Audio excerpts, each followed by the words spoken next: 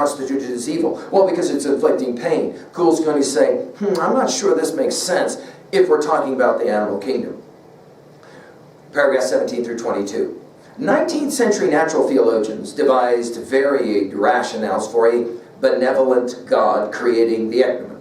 Charles Lyell, for example, decided that the wasps were God's way of keeping caterpillars from destroying too much vegetation, the notion of balance in the cosmos.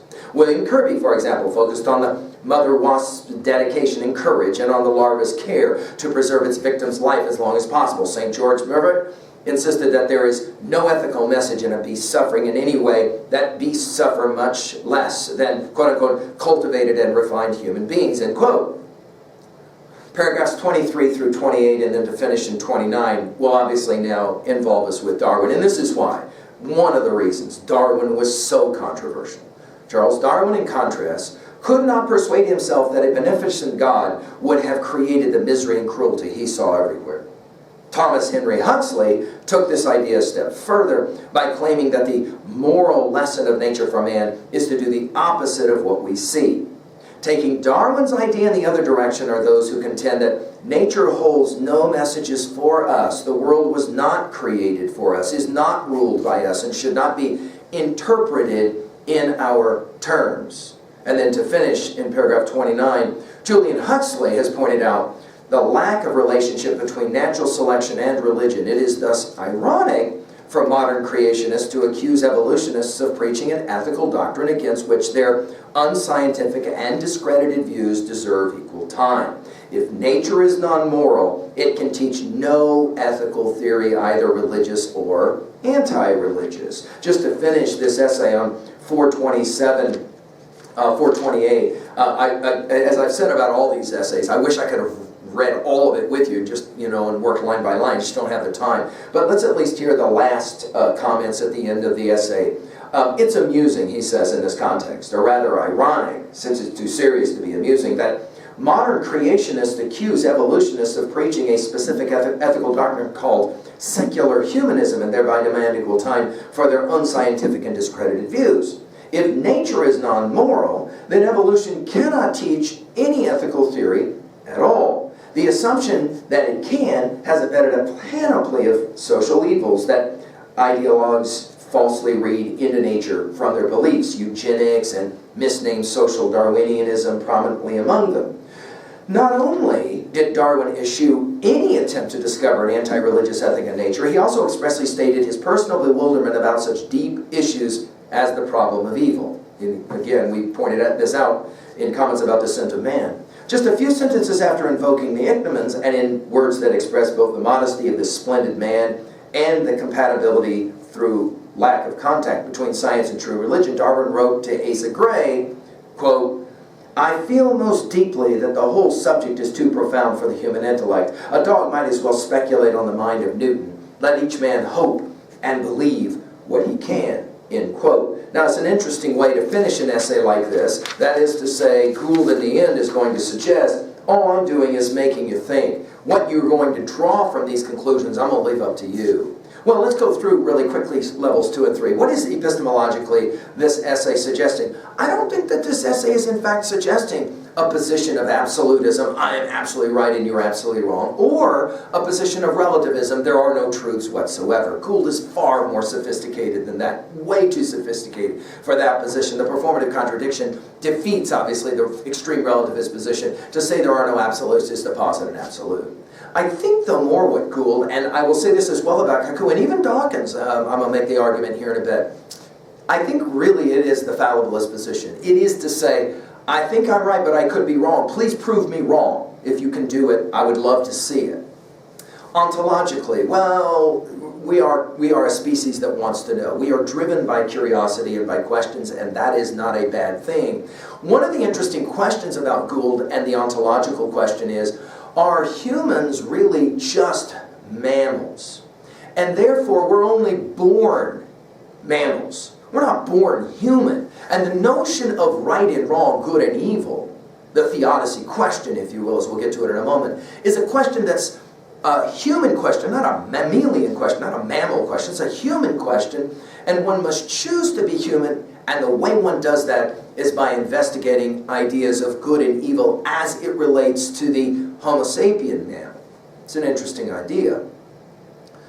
Psychology, what's this text say about that? Well, self-doubt is useful. It's necessary. One must challenge one's positions. Obviously, that does inflict a certain level of anxiety psychologically. Sociologically, what's this text seem to suggest? Well, it is hard, isn't it, to go against the beliefs of the group. You kind of get that sense all the way through this essay, right? Gould is aware that there is this long history of a way to think about nature, and he is now going to argue, I don't think that's the right way to think about the world of nature at all, right? But he will argue, even though it's hard to challenge, to be an iconoclast, it is necessary if the field of science is going to, in fact, grow, evolve. We think of Galileo immediately when we see something like that. Again, back to the theodicy question, well, he has said it. Nature itself is non-moral. When the hawk will take the rabbit, this is not an act that we constitute as immoral. This is an act that we call natural. Well, then how is that different from the gulag of the 20th century that the poor Russians were put in, or the concentration camps of the Jews? Well, this is obviously, see, a powerful theodictic question.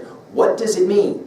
Of course, as we learn in our study of Elie Wiesel's Night, or any number of other titles, to believe in a deity that allows this kind of thing to perpetuate on the planet, obviously is another theodictic question that has to be answered. And it's an old question. It takes us back to the biblical text of the book of Job, no question. For Gould, what he wants to do is to make the distinction between the world of nature and the world that we would constitute as human ethics. Again, you get to decide whether that makes sense or not. Obviously, you can mount arguments, obviously, on both sides. At 2A, what are messages? Well, I think at least these three. We got to keep searching for answers, right? Don't just rely on old answers to the questions that are arising. And finally, appreciate the power of new questions. I think that's embedded in this essay. Learn to appreciate that. I'm going to say that as well about the Kaku article and the Dawkins essay as well. Finally, at 2B, well, the tone. I love the tone of this essay. Go back and study it closely. The way that, even notice the way he ended with the comment Asa Gray. I mean, by Darwin. It's fascinating the way that he will end with Darwin. And that line, let each man hope and believe what he can, right? That is to say, that's the human condition. That is fundamentally the fallibilist position as epistemologically as we have said. I think I'm right. I could be wrong. I got to admit the possibility that I could be wrong. It's always interesting to speak with people who are absolutist epistemologically, right? Whatever X is. Yeah, but are you willing to admit the possibility you could be wrong? No, I am not willing to admit that. Well, then it's hard to have a discussion with you, isn't it? Because you already are absolutely certain. Of course, in the history of the world, there are a whole lot of certainties that turned out to be otherwise. Are we familiar with that? Yes, we are. Of course, we're familiar with that in the realm of science. We're also familiar with that in the realm of faith or religion as well, which is why this debate between science and religion is a kind of contrived, old-fashioned debate. It's probably the case now following the thinkings of somebody like a Jordan Peterson today and his conversations with Sam Harris. These are conversations, if you're unfamiliar, you can follow on YouTube, that begin to open up on a whole new domain of conversation, which is less of this black and white silliness and far more of a real exchange of true ideas. At 3A, well, so many ideas could be presented here at 3A, and I mean, I just mentioned a host of titles. I'm just going to suggest that Emerson's Nature is a wonderful essay to counterbalance and to think about with the Gould essay. And of course, we have to mention Darwin, no question about it. Finally, at 3B, it's an interesting question, so we'll just ask it. Do you buy it? Does it make sense to you? And of course, where do ethics come from? Go back and take a look at the Dalai Lama's classic text at the beginning of the century, Ethics for the New Millennium, where he makes the argument about where ethics have to come from once people no longer believe in religion or organized faith. That's an interesting idea, given that, of course, the Dalai Lama is a pretty important religious figure at the end of the 20th, at the beginning of the 21st century. The challenge, of course, is where do you come down on this? What are your thoughts? So, for example, can animals be constituted as acting immoral? You say, no. Well, then what is a human being if not a mammal and therefore an animal? And yet we have an innate sense that the horrors of the Nazis against the peoples in Auschwitz, the Jews, the Gypsies, and everyone else, tragically. Or what happened in Stalin's gulags is fundamentally wrong, right? Or in our nation's history, the Trail of Tears to the Cherokee. I mean, there's something fundamentally wrong about that, we feel. That was the Nuremberg trials at the end of the Second World War. But what makes it wrong? That's our question, of course, of ethics and morals, and we continue to investigate. I hope that this reading has challenged you. Come on back and we'll work around with some other thinkers as well. Thank you.